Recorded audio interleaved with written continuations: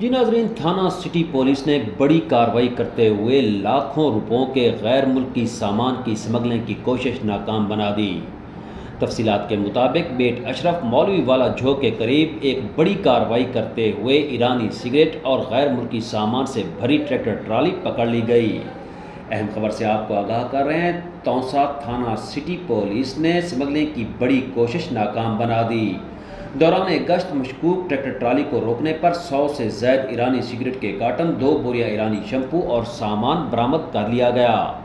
ہمارے ذرائع کے مطابق ڈرائیور رفیق نامی شخص یہ سامان بہوا سے دریائی راستے کے ذریعے کوٹ سلطان ضلع لیا پہنچا رہا تھا، جبکہ زیر استعمال روسی ٹریکٹر بھی نان کسٹم پیڈ نکلا۔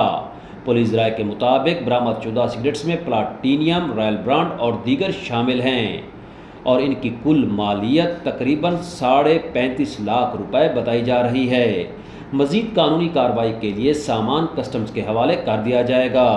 اس موقع پر ڈی پی او ڈیرہ غازی خان کیپٹن ریٹائر طارق ولائد کا کہنا تھا کہ اسمگلنگ کے خلاف بلا امتیاز کریک ڈاؤن جاری رہے گا اور ایسے شر پسند عناصر کے خلاف کارروائیوں میں تیزی لائی جائے گی۔ سہیل شہزاد، تونسا نیوز، تونسا شریف۔